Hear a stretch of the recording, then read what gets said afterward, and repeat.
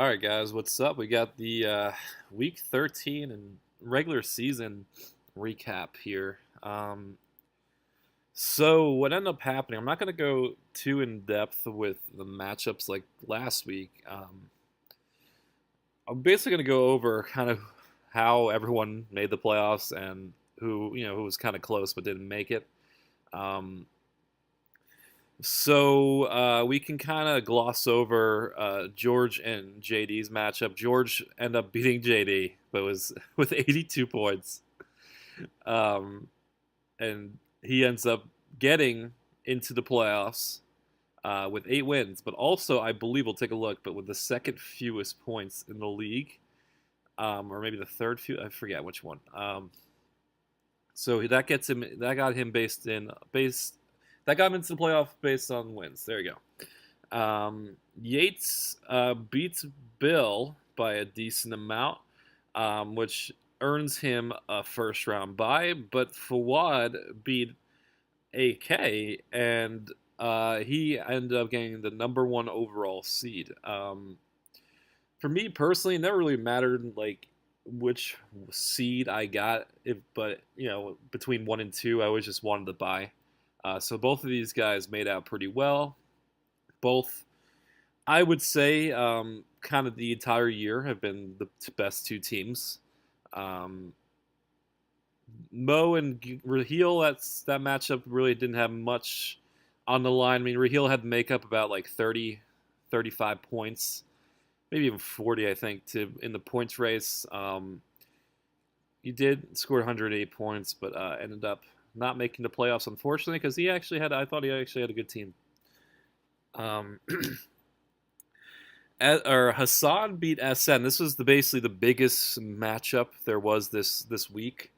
Hassan beat SN, but it really didn't do anything for Hassan because he was close. He needed to outscore me by 25, and he outscored me by let me do some quick maths here, by 12.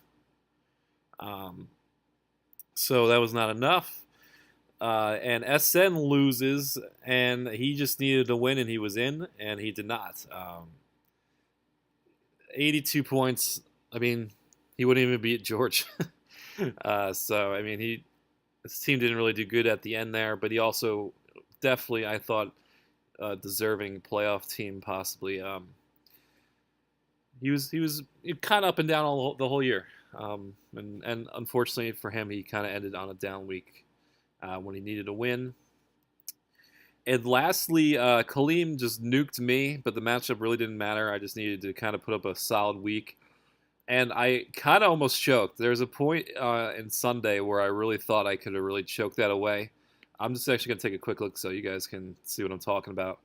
Um, there's a point, I forget when these games happened, but it looked pretty bad. I needed Watson and Miller to score more against Cleveland, but they kind of had the game in hand from the start, so they really didn't do too much because they didn't really have to.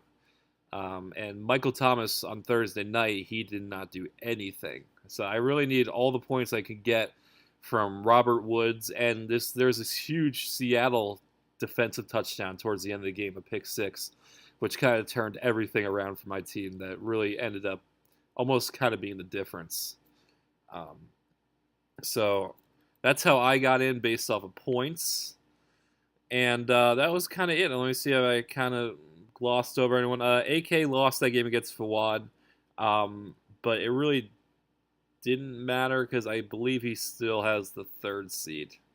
And that was kind of wrapped up because there was really no one really kind of close in points, even though Kaleem kind of gave him a run for his money because Kaleem has 8 wins as well, and he outscored AK by like 60 points. So if it was kind of close there, let's take a look.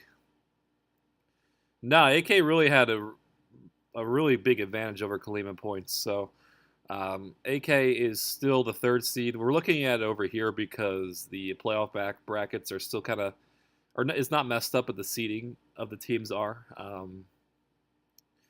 So we have Fawad as number one, Yates is number two. They're both be getting buys.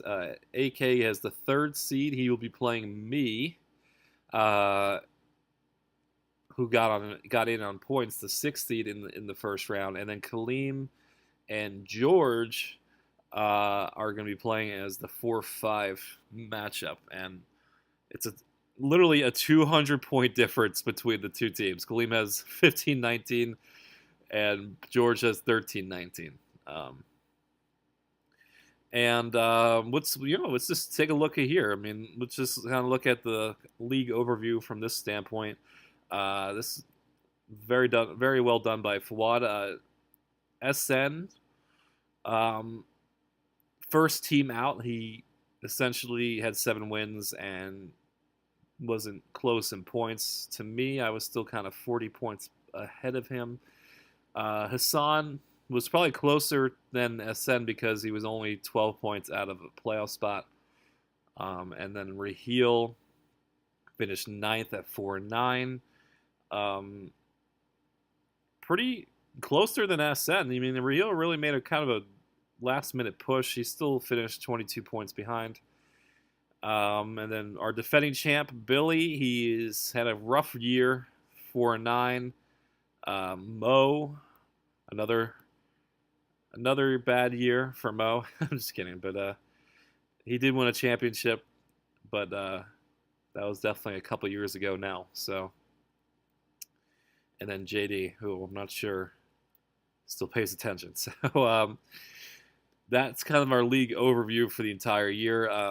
George had 13-19. Now that, just looking at everything, that would have placed him, yes, he had the second fewest points in the league and somehow ended up with 8 wins. And then I actually had, which is crazy because Mo was 4-9 and actually had 12 more points than him. And had 4 fewer wins. And then I had over 100 more points than him, and then I had 3 fewer wins, and I'm in a playoff spot. So that's kind of fantasy football. I'm not trying to sound biased here, but I'm kind of happy with the 6th seed being based on points. It did prevent. I mean, this is not to rip on George at all. But it basically was put in place to kind of take away the team that just to take away George's kind of type of team that would make it. Someone who got lucky with the points, especially the second fewest. I think this year was just an anomaly with the second fewest scoring team making the playoffs, or having 8 wins. So I still like the system where the 6th team is still based off of points. I just think this year it was just inevitable. So we're going to take a close look at the 2 playoff matches. We'll start off with Kaleem and George. Kaleem, this is very interesting. You would think Kaleem is pretty heavily favored. But, I mean, George has won 8 games, and he's just found a way to win all these 8 games that he's been in. He's a playoff team. So, I mean, I really do love the 2-headed tandem of Barkley and Aaron Jones. It was earlier for him because I think he has Mixon as well. Yeah, Mixon, this is a big injury for him. He's limited, it looks like, as of right now. But the Bengals are a mess, and they already put A.J. Green on the IR. So they might just not risk anything. Like, why would you want to play Joe Mixon if you're the Bengals, right? I mean, he's a young running back. Don't want to put any extra miles on him, especially for running backs. They don't need to. These games are meaningless for them at this point. And it probably will help your draft pick if he doesn't play. So I could definitely see Mixon not playing, which sucks for Kaleem. But at least he has good depth because he does have Aaron Jones and he does have Philip Lindsay. And he has a good defense with the Broncos being the 7th-ranked defense in San Francisco. So also, I believe this Titans-Jacksonville game is a Thursday night game, which is absolutely terrible. But at least he has the Titans defense for that, and that should be a good matchup for him as well. Starting Dan Arnold at tight end. This is interesting start. He's just basically throwing, anything that sticks to the wall. at tight end because I've been kind of doing that the entire year, so I kind of feel his pain.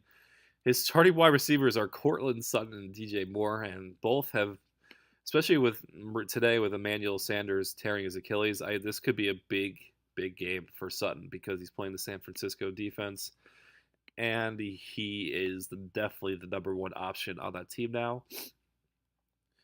DJ Moore has been absolutely amazing the last 3 weeks, even though he kind of actually not absolutely amazing. He had a really good week in week 11 and two kind of solid weeks. And now he's playing in Cleveland in a must-win game for Carolina, even though last week was a must-win game for them. And he's also still has Diggs and David Johnson. And this San Francisco running back Jeff Wilson has been interesting. I was watching him against Seattle.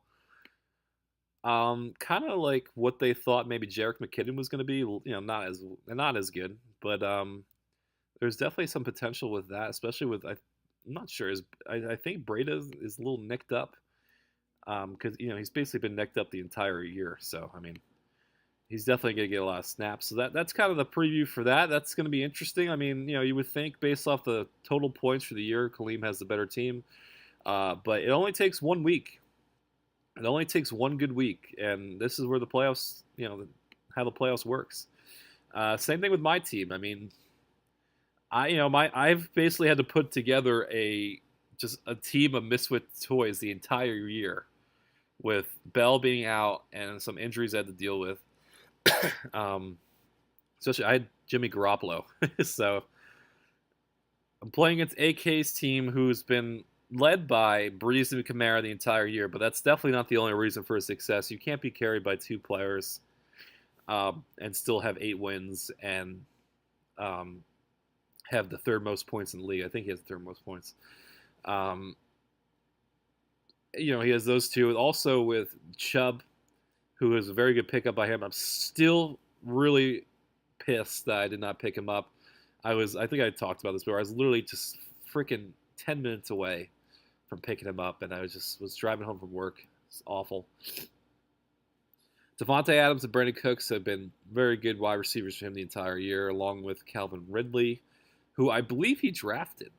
A lot of people probably picked him up during the year, but I believe, he drafted him, which is in the 13th round. Very good draft pick by him.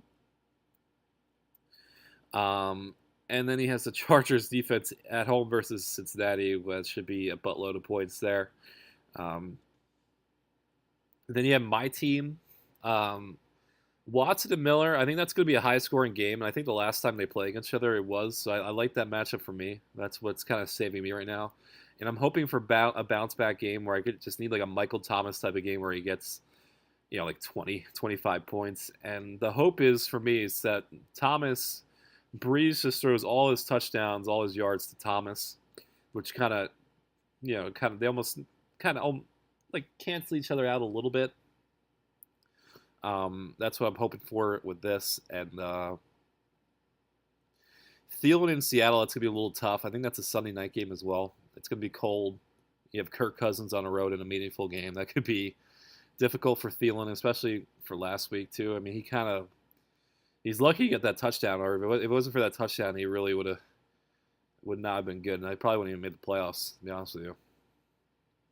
Jordan Reed with Mark Sanchez as his quarterback, that's going to be kind of a shit show. And then you got Robert Woods, who has been very, very, very consistent the entire year for me. I love this type of player where you kind of understand he's going to, or kind of expect he's going to get above 10 points every week. That's very, very solid. I'm not sure I'm going to start the Seattle defense yet. That's kind of a placeholder. Fawad, I believe, spent like $17 on the defense I was going to pick. So those are the two matchups for this week. We'll get further into it next week because we have the other two teams on the bye. And then, we can take a look at the playoff bracket one last time. The winner of my game would play against Yates, and the winner of the George Kaleem game would play against the number 1 seed Fawad. That's it, guys. That is the recap for the entire, for the regular season, essentially. And now we're in the playoffs. And then you got the consolation matchups down there. All right, so that's it, guys. Thank you for watching, and have a safe week, and good luck to the teams involved in the playoffs this week. And for the guys who did make the playoffs, unfortunately, but you always have next year. And thanks for making this league fun this year. So see you guys later.